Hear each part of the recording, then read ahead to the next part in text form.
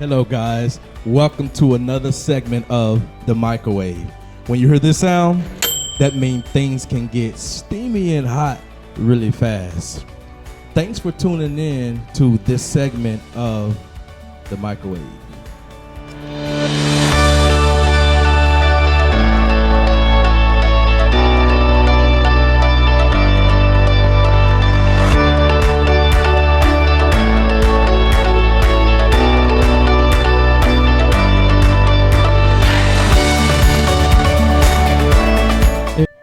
Hey guys, welcome back to another segment of The Microwave. Hey, I just want to take this time out to acknowledge God for just making things possible for us and just the way He communicates with humanity. And I just want to acknowledge God first of all. I do have a special guest with me today, a very successful business owner. She's a community leader with 13 years of experience. She has helped over 20 successful businesses grow.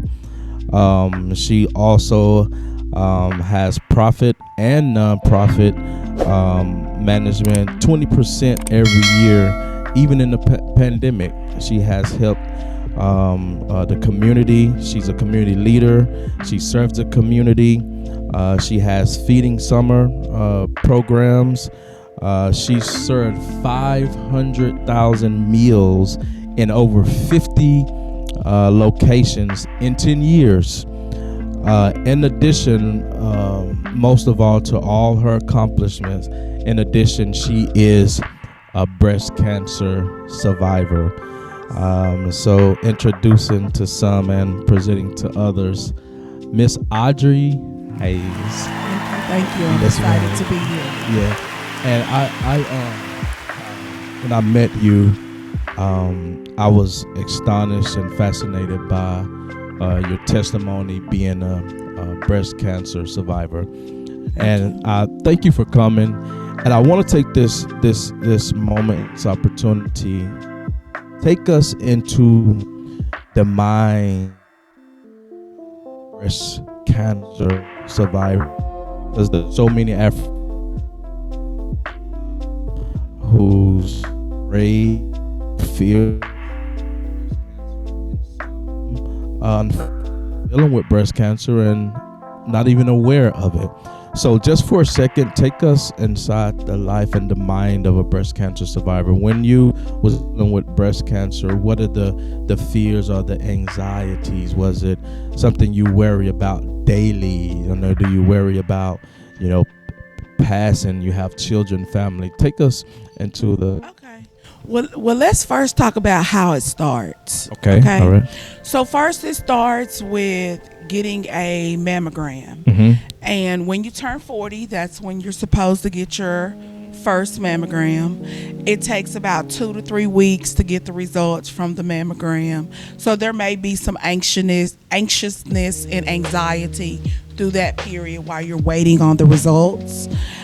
Once you get the results, it will tell you whether any lumps were found or if you were clear.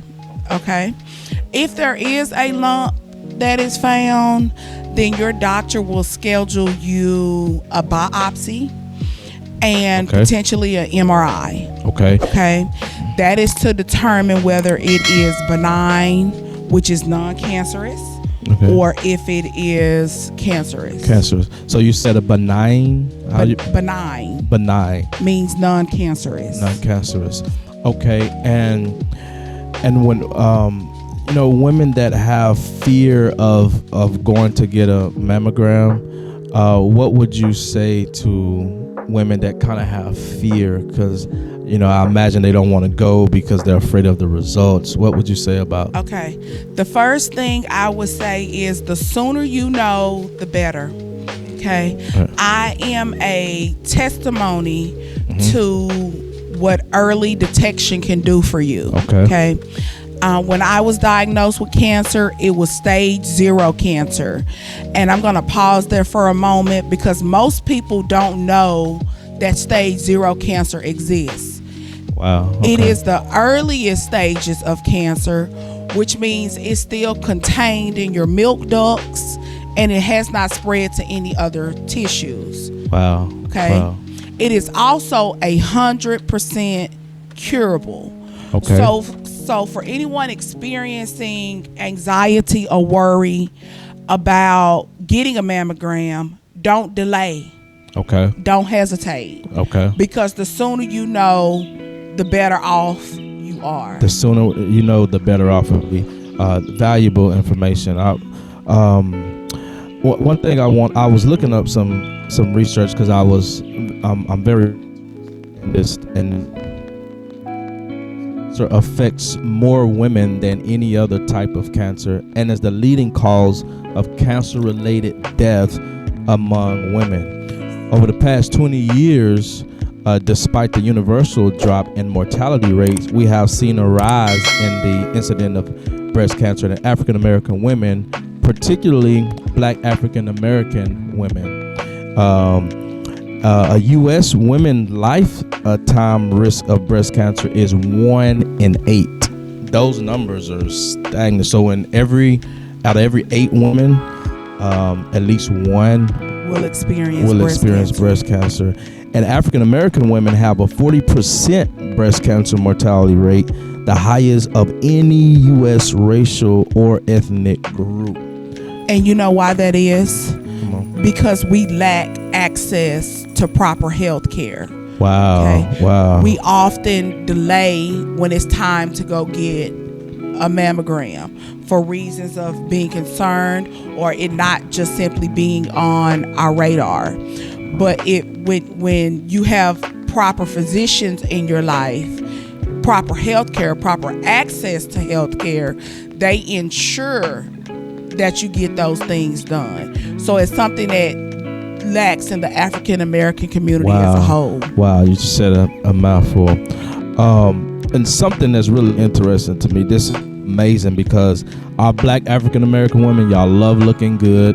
Y'all look good when you dress yourself up with your makeup and all those things. While it may seem overwhelming to overhaul your entire beauty bag, it is possible to make some small changes. Why? Because there are some products. Yes. I've researched there are some products that's often marketed to Black women, yet contain some of the most wearisome ingredients in cosmetics. And some of those ingredients is skin lighteners, hair relaxers, Brazilian blowout treatments, and acrylic nails. Oh Lord, not the nails. No, not the nails. Not the nails.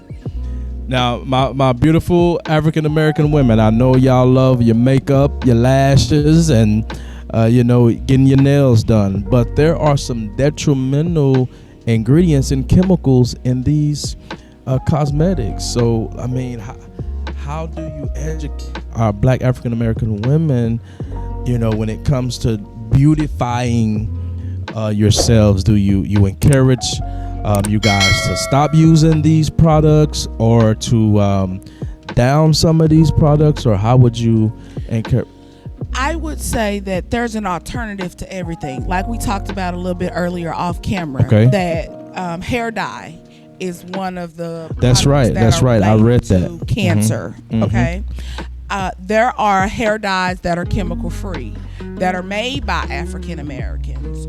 So sometimes it's simply about finding an alternative to what you're currently doing. But the key comes back to education. Education. You're right. To add to what you're saying, Black women who use hair dye at least every 5 to 8 weeks had a 60% higher breast cancer risk. And so, yeah, you said there's definitely different hair dyes that don't contain these particular chemicals. Yes. That's interesting. So you being a breast cancer survivor, congratulations. Thank you. I'm a person of faith, you're a person of faith, and we believe that God can heal us of all manner of sickness and diseases, but there's also some things that we can do also that will cause us not to even go down that road. And for one. Now, what do you think about health when it comes to is exercising and eating right? Does any of these things Play a play a role. role in breast cancer? Your diet definitely plays a role in breast cancer. You want to stay away from processed foods. So Okay. fast food, things that are pre-cooked. You want to be as organic with your eating as possible. It definitely affects before you may be diagnosed, and definitely once you're diagnosed. Exercise is always key. It's good for the body. It's good for the brain. It's good for your body overall. So both of those play a key role in making lifestyle changes in your life. Man, that's awesome. Again, I appreciate you for coming by to share that information. And in closing, I want you to be able to say something that can inspire, uplift, encourage our Black African American women. Don't have to particularly be a breast cancer, but just uplift the Black African, because we're in a very peculiar time Yes. in humanity, and just say something to our Black African American women that will help and uplift and inspire. Okay. To stay in the lane of what we're talking about, I can't emphasize enough how early detection saves lives. And I'll say it again because it needs to ring true. Early detection saves lives. Okay. Secondly, in the process just of life, trust the process. As you said, we're both people of faith. You have to trust the journey that you're on. Secondly, give yourself grace. Okay. My grandmother had this saying that God will bless your efforts. And I learned from that, and what I've added to that is every day you're going to get up and you're going to give your best effort.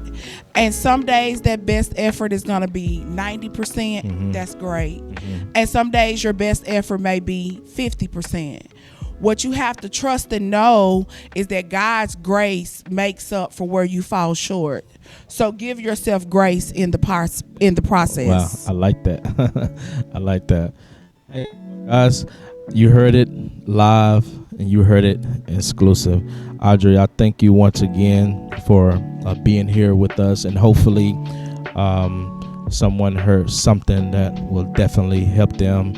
And guys, as of always, don't live life based off of others' perception of who you are.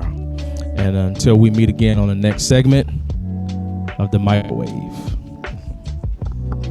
Hey guys, here in The Microwave, we're going to have many guests, some businessmen, some entrepreneurs, some pastors, just regular people like you and I who deal with everyday experiences. Some of them may be even going through those experiences. So keep in mind, the microwave, it can get hot and steamy really fast. So remember, don't live life based off of others people's perception of who you are. And until we meet again on the next segment of The Microwave.